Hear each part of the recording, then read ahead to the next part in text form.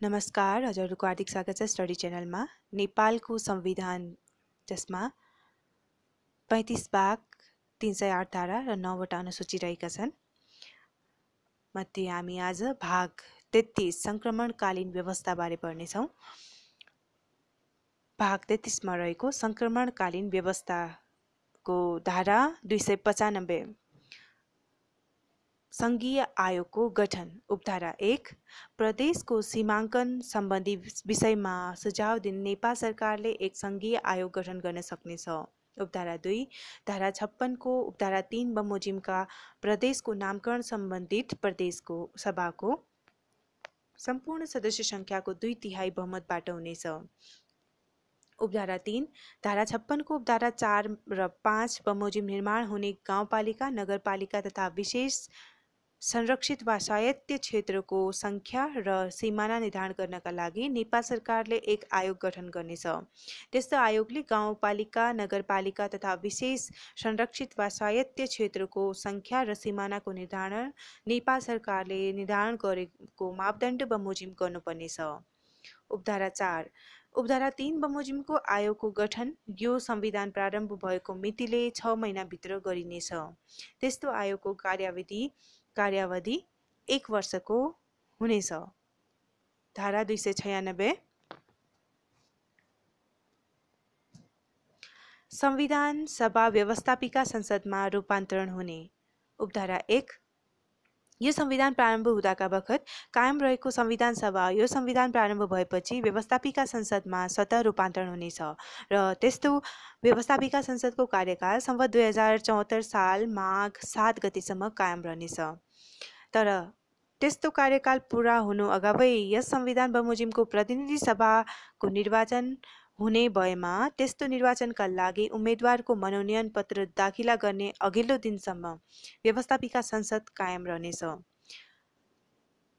उपधारा 2 यो संविधान जारी हुँदाका बखत व्यवस्थापिका संसदमा विचाराधीन रहेका विधेयकहरू उपधारा 1 बमोजिमको व्यवस्थापिका संसदमा स्वतः सर्नेछन्। उपधारा 3 यस संविधान बमोजिम संघीय संसदले सम्पादन गर्नुपर्ने काम यस संविधान बमोजिम प्रतिनिधि सभाको निर्वाचन नभएसम्म उपधारा 1 बमोजिमको व्यवस्थापिका संसदले गर्नेछ।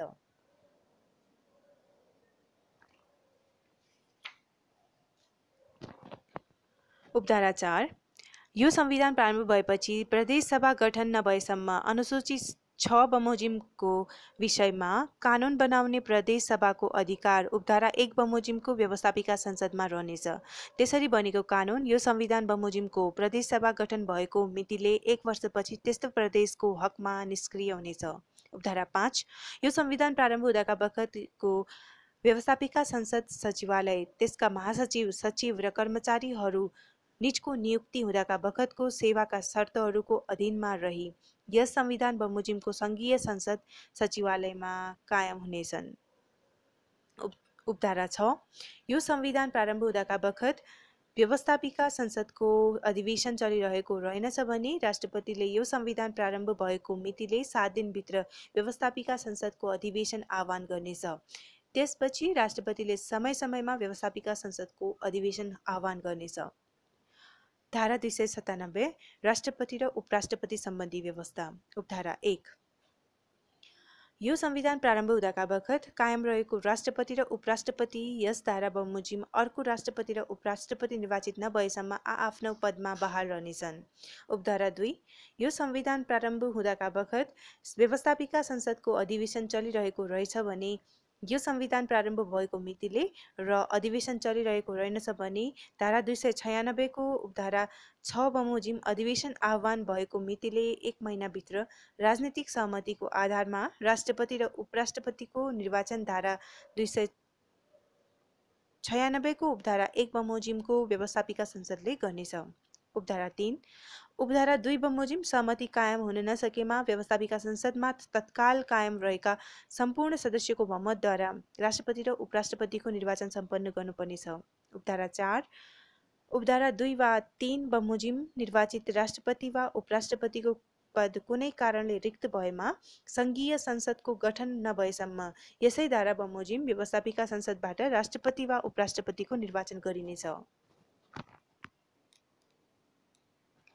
उपधारा 5 यस धारा बमोजिम निर्वाचित राष्ट्रपति वा उपराष्ट्रपतिको पदावधि धारा 62 बमोजिमको निर्वाचक मण्डलबाट अर्को राष्ट्रपति वा उपराष्ट्रपति निर्वाचित भई कार्यभार नसम्हालेसम्म कायम रहनेछ। उपधारा 6 यस धारा बमोजिम निर्वाचित राष्ट्रपति वा उपराष्ट्रपतिको पद देहाएको कुनै अवस्थामा रिक्त हुनेछ। क राष्ट्रपतिले उपराष्ट्रपति समक्ष वा र उपराष्ट्रपतिले राष्ट्रपति समक्ष लिखित राजीनामा दिएमा। ख नीचको विरुद्ध उपधारा 7 बमोजिम महाभियोगको प्रस्ताव पारित भएमा। ग धारा 62 बमोजिमको निर्वाचक मण्डलबाट अर्को राष्ट्रपति वा उपराष्ट्रपति निर्वाचित भई कार्यभार सम्हालेमा। घ नीचको मृत्यु भएमा। उपधारा 7 यस धारा बमोजिम निर्वाचित राष्ट्रपति वा उपराष्ट्रपतिले यो संविधान र कानुनको गम्भीर उल्लङ्घन गरेको आरोपमा धारा 296 को उपधारा 1 बमोजिमको व्यवस्थापिका संसदमा तत्काल कायम रहेका सम्पूर्ण सदस्य संख्याको कम्तीमा 1/4 सदस्यले नीचको विरुद्ध महाभियोगको प्रस्ताव पेश गर्न सक्नेछन्। त्यस्तो प्रस्ताव व्यवस्थापिका संसदमा तत्काल कायम रहेका सम्पूर्ण सदस्य संख्याको कम्तीमा 2/3 बहुमतबाट पारित भएमा नीच पदमुक्त हुनेछ। धारा 298 मन्त्री परिषदको गठन सम्बन्धी व्यवस्था। उपधारा 1 यो संविधान प्रारम्भ हुँदाका बखत कायम रहेको मन्त्री परिषद उपधारा 2 बमोजिमको मन्त्री परिषद गठन नभएसम्म कायम रहनेछ। उपधारा 2 यो संविधान प्रारम्भ हुँदाका बखत व्यवस्थापिका संसदको अधिवेशन चलिरहेको रहेछ भने यो संविधान प्रारम्भ भएको मितिले र अधिवेशन चलिरहेको रहेनछ भने धारा 296 को उपधारा 6 बमोजिम आह्वान गरिएको व्यवस्थापिका संसदको अधिवेशन प्रारम्भ भएको मितिले 7 दिनभित्र राजनीतिक सहमतिका आधारमा प्रधानमन्त्रीको निर्वाचन सम्पन्न गरी नीचको अध्यक्षतामा मन्त्री परिषदको गठन हुनेछ। उपधारा 3 उपधारा 2 बमोजिम सहमति कायम हुन नसकेमा व्यवस्थापिका संसदको तत्काल कायम रहेका सम्पूर्ण सदस्य संख्याको बहुमतको आधारमा प्रधानमन्त्री निर्वाचित हुनेछ।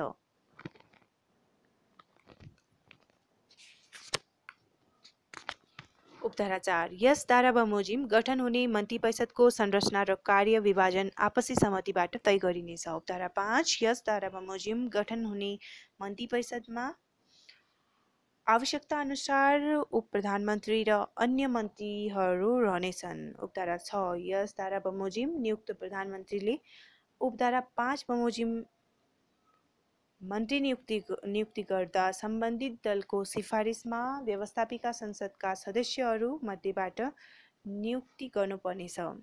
उपधारा 7 यस धारा बमोजिम नियुक्त प्रधानमन्त्री र अन्य मन्त्रीहरू व्यवस्थापिका संसदप्रति सामूहिक रूपमा उत्तरदायी हुनेछन् र मन्त्रीहरू आफ्ना मन्त्रालयको कामका लागि व्यक्तिगत रूपमा प्रधानमन्त्री र व्यवस्थापिका संसदप्रति उत्तरदायी हुनेछन्।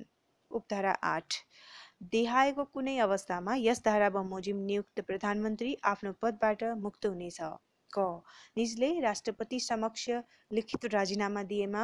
ख उपधारा 14 बमोजिम निजको विरुद्ध अविश्वासको प्रस्ताव पारित भएमा वा विश्वासको प्रस्ताव पारित हुन नसकेमा। ग निज व्यवस्थापिका संसदको सदस्य नरहेमा। घ निजको मृत्यु भएमा। उपधारा 9 यस संविधान बमोजिम नियुक्त उप प्रधानमन्त्री मन्त्री राज्यमन्त्री तथा सहायक मन्त्री देहाएको कुनै अवस्थामा आफ्नो पदबाट मुक्त हुनेछन्। क निजले प्रधानमन्त्री समक्ष लिखित राजीनामा दिएमा। ख उपधारा 8 बमोजिम प्रधानमन्त्री आफ्नो पदबाट मुक्त भएमा। ग सम्बन्धित दलको सिफारिसमा वा सम्बन्धित दलसँगको सल्लाहमा प्रधानमन्त्रीले निजलाई पदमुक्त गरेमा। घ निजको मृत्यु भएमा। उपधारा 10 उपधारा 8 बमोजिम प्रधानमन्त्री आफ्नो पदबाट मुक्त भए पनि अर्को मन्त्री परिषद गठन नभएसम्म सोही मन्त्री परिषदले कार्य सञ्चालन गरिरहनेछ। उपधारा 11 यस धारा बमोजिम नियुक्त प्रधानमन्त्रीको मृत्यु भएमा अर्को प्रधानमन्त्रीको चयन नभएसम्मका लागि उप प्रधानमन्त्री वा वरिष्ठतम मन्त्रीले प्रधानमन्त्रीको रूपमा कार्य सञ्चालन गर्नेछ। उपधारा 12 यस धारा बमोजिम नियुक्त प्रधानमन्त्रीले कुनै पनि बखत आफूमाथि व्यवस्थापिका संसदको विश्वास छ भन्ने कुरा स्पष्ट गर्न आवश्यक वा उपयुक्त ठानेमा विश्वासको मतका लागि व्यवस्थापिका संसद समक्ष प्रस्ताव राख्न सक्नेछ। उपधारा 13 व्यवस्थापिका संसदका सम्पूर्ण सदस्य संख्याको कम्तीमा 1/4 सदस्यले यस धारा बमोजिम नियुक्त प्रधानमन्त्री उप व्यवस्थापिका संसदको विश्वास छैन भनी लिखित रूपमा अविश्वासको प्रस्ताव पेश गर्न सक्नेछन्। तर यस धारा बमोजिम नियुक्त एउटै प्रधानमन्त्री उप 6 महिनामा एकपटक भन्दा बढी अविश्वासको प्रस्ताव पेश गर्न सकिने छैन। उपधारा 14 उपधारा 12 वा 13 बमोजिमको प्रस्तावको निर्णय व्यवस्थापिका संसदमा तत्काल कायम रहेका सम्पूर्ण सदस्य संख्याको बहुमतबाट हुनेछ। उपधारा 15 यो संविधान प्रारम्भ भएपछि यस संविधान बमोजिमको प्रदेश मन्त्री परिषदको गठन नभएसम्म प्रदेशको कार्यकारिणी अधिकार नेपाल सरकारले प्रयोग गर्नेछ। धारा 299 सभामुख र उपसभामुख सम्बन्धी व्यवस्था। उपधारा 1 यो संविधान प्रारम्भ हुँदाका बखत कायम रहेका व्यवस्थापिका संसदका सभामुख र उपसभामुख यस धारा बमोजिम अर्को सभामुख र उपसभामुख निर्वाचित नभएसम्म आआफ्नो पदमा बहाल रहनेछन्। उपधारा 2 यो संविधान प्रारम्भ हुँदाका बखत व्यवस्थापिका संसदको अधिवेशन चलिरहेको रहेछ भने यो संविधान प्रारम्भ भएको मितिले र अधिवेशन चलिरहेको रहेनछ भने धारा 296 को उपधारा 6 बमोजिम अधिवेशन आह्वान भएको मितिले 20 दिनभित्र व्यवस्थापिका संसदका सदस्यहरूले आफूमध्येबाट राजनीतिक सहमतिको आधारमा 1 जना सभामुख र 1 जना उपसभामुखको निर्वाचन गर्नेछन्। उपधारा 3 उपधारा 2 बमोजिमको सहमति कायम हुन नसकेमा व्यवस्थापिका संसदमा तत्काल कायम रहेका सम्पूर्ण सदस्य संख्याको बहुमत प्राप्त गर्ने व्यवस्थापिका संसदको सदस्य व्यवस्थापिका संसदको सभामुख वा उपसभामुख पदमा निर्वाचित भएको मानिनेछ।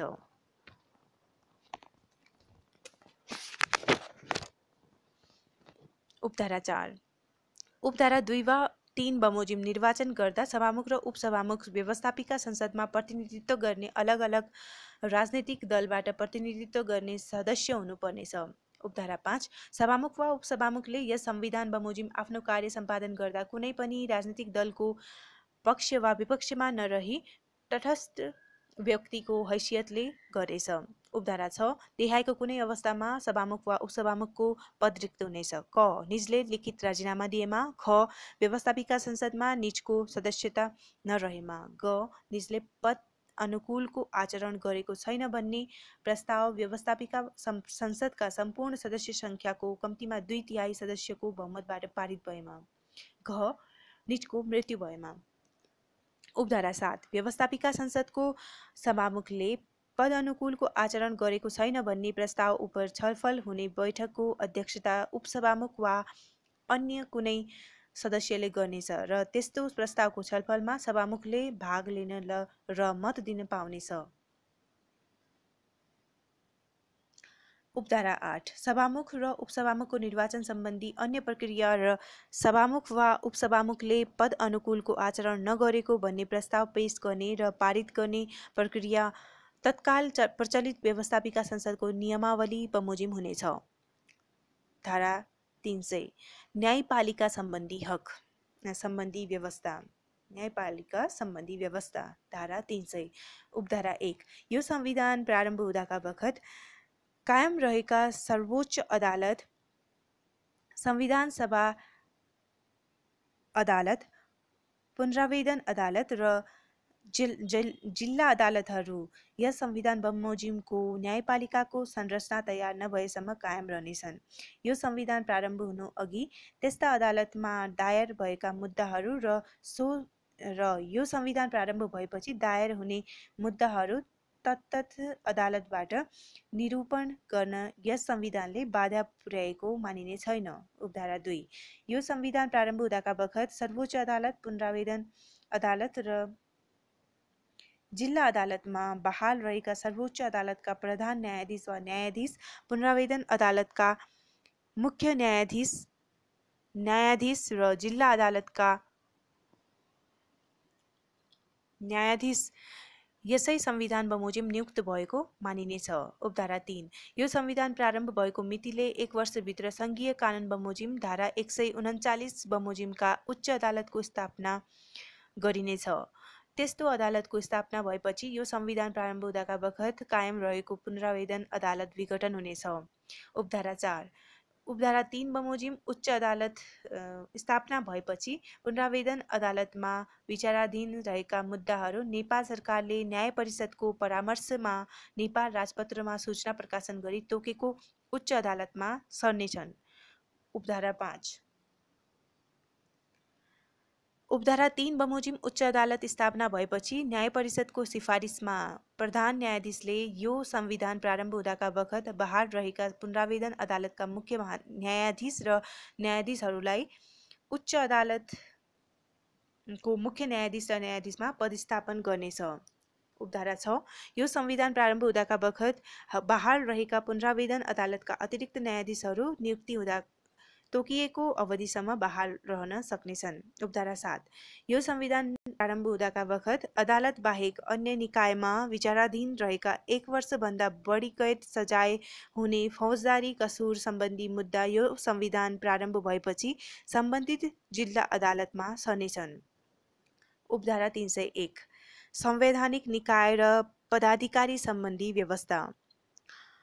उपधारा 1 यो संविधान प्रारम्भ हुँदाका बखत कायम रहेका र यस संविधानमा व्यवस्था भएका संवैधानिक निकाय यसै संविधान बमोजिम गठन भएको मानिनेछ र त्यस्ता निकायमा विचाराधीन रहेका विषयलाई यो संविधानको अधीनमा रही फरछोड गर्न बाधा पुर्याएको मानिने छैन। उपधारा 2 यो संविधान प्रारम्भ हुँदाका बखत बहाल रहेका संवैधानिक निकायका प्रमुख वा पदाधिकारी यसै संविधान बमोजिम नियुक्त भएको मानिनेछ र निज नियुक्त हुँदाका बखतको सेवाको शर्तको अधीनमा रही आफ्नो पदमा बहाल रहनेछन्। उपधारा 3 यो संविधान प्रारम्भ हुँदाका बखत अख्तियार दुरुपयोग अनुसन्धान आयोग र लोकसेवा आयोगमा यस संविधानमा उल्लेख भएको संख्याभन्दा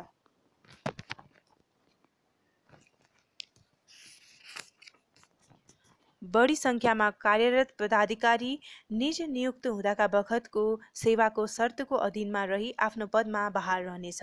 उपधारा 302 प्रदेश र स्थानीय तहमा सरकारी सेवाहरूको गठन र सञ्चालन। उपधारा 1 प्रदेश र स्थानीय तहमा आवश्यक सेवा प्रवाह गर्न नेपाल सरकारले आवश्यक व्यवस्था गर्नेछ। उपधारा 2 उपधारा 1 बमोजिमको व्यवस्था गर्दा यो संविधान प्रारम्भ हुँदाका बखत सरकारी सेवामा कार्यरत राष्ट्रसेवक कर्मचारीलाई नेपाल सरकारले कानुन बमोजिम सङ्घ प्रदेश र स्थानीय तहमा समायोजन गरी सेवा प्रवाहको व्यवस्था मिलाउन सक्नेछ। धारा 303 स्थानीय निकाय सम्बन्धी व्यवस्था। उपधारा 1 यो संविधान प्रारम्भ हुँदाका बखत कायम रहेका स्थानीय निकायहरू यो संविधान बमोजिम स्थानीय तहको संख्या र क्षेत्र निर्धारण नभएसम्म कायम रहनेछन्। उपधारा 2 उपधारा 1 बमोजिम कायम रहेका स्थानीय निकायका पदाधिकारीको निर्वाचन कानुन बमोजिम हुनेछ। उपधारा 3 उपधारा 2 बमोजिम निर्वाचित स्थानीय निकायका पदाधिकारीहरू यो संविधान बमोजिम स्थानीय तहको निर्वाचन नभएसम्म कायम रहनेछन्। धारा 304 वर्तमान कानुन लागू रहने। उपधारा 1 यो संविधान प्रारम्भ हुँदाका बखत कायम रहेका नेपाल कानुन खारेज वा संशोधन नभएसम्म लागू रहनेछन्। तर यो संविधानसँग बाजिएको कानुन यो संविधान बमोजिमको सङ्घीय संसदको पहिलो अधिवेशन बसेको मितिले 1 वर्षपछि बाजिएको हदसम्म स्वतः अमान्य हुनेछ। उपधारा 2 नेपालको अन्तरिम संविधान 2063 बमोजिमका शान्ति प्रक्रिया सम्बन्धी कार्यहरू यसै संविधान बमोजिम भए गरेको मानिनेछ। र धारा 305